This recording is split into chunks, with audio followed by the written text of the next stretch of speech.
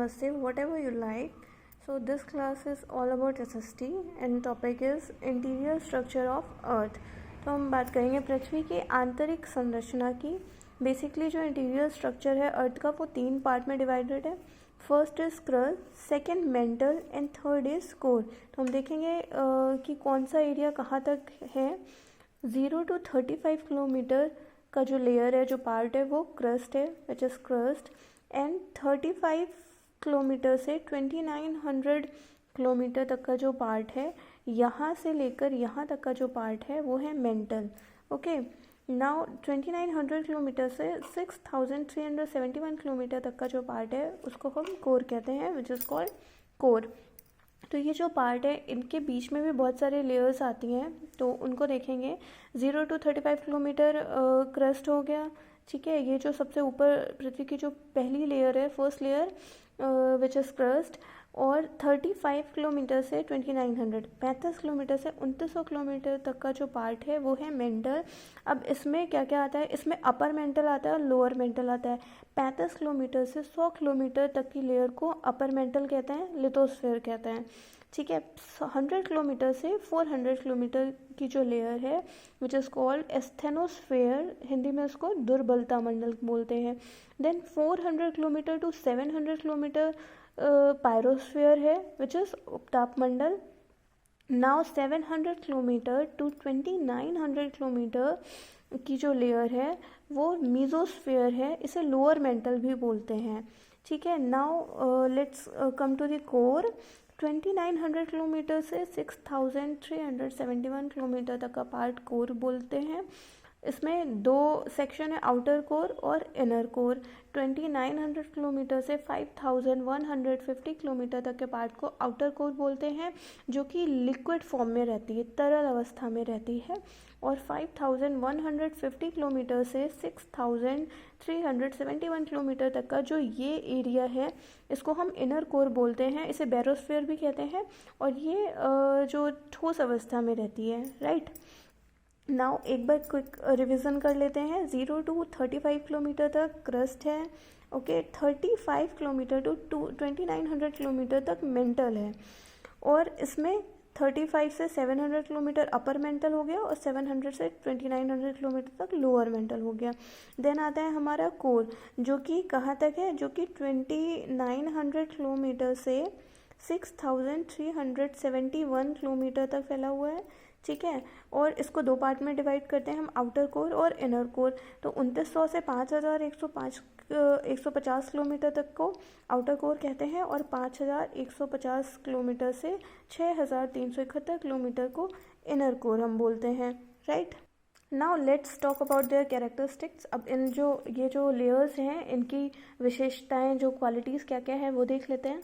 100 to 400 kilometre का जो part है, एस्थेनोस्फीयर, विच इज़, तो उसको हम दुर्बलता मंडल बोलते हैं। इस भाग में चट्टानें तरल अवस्था में, पहले भी मैंने आपको बताया था, लिक्विड फॉर्म में रहती हैं। इसे पृथ्वी का मैग्मा चैम्बर भी कहा जाता है। अगर क्वेश्चन आ जाए एग्जाम में कि पृथ्वी का मैग्मा चैम्बर किसे कहते हैं, तो आप एस्थेनोस्फीयर को टिक करेंगे। इसे लो वेलोसिटी जोन भी बोलते हैं, और यहाँ पर भूकंपीय तरंगे जो होती हैं उनकी गति कम हो जाती है, okay.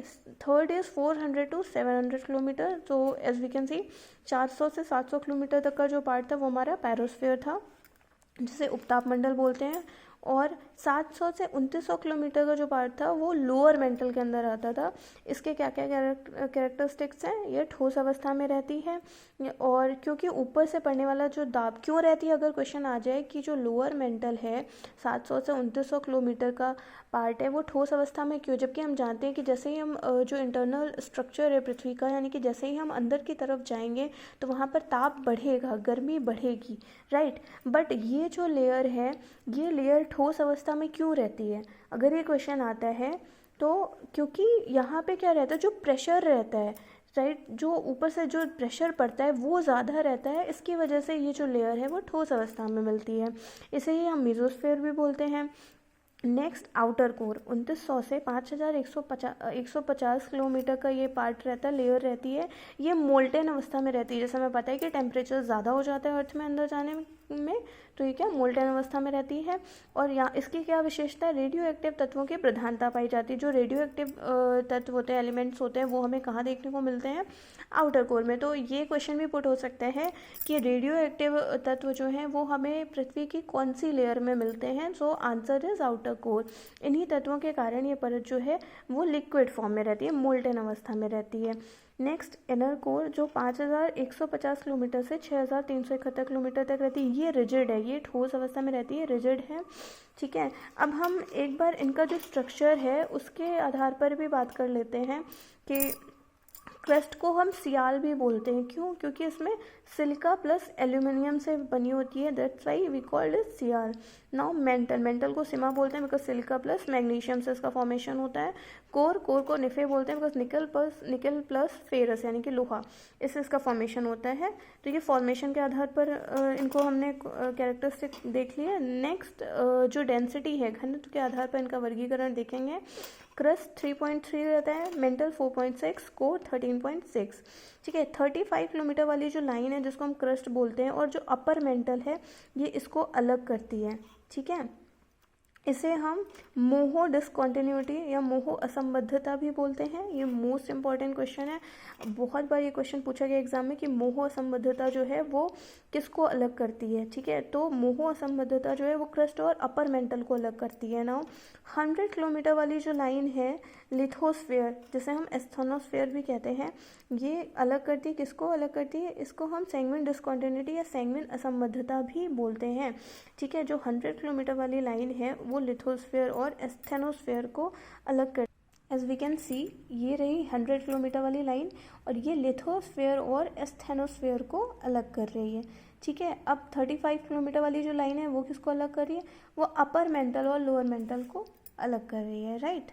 So this is the interior structure of Earth. If you are targeting any teaching exam like AWS, NVS or KVS, so this video is useful for you. Thank you so much for watching. If you like this video, please like, share and subscribe. Keep watching.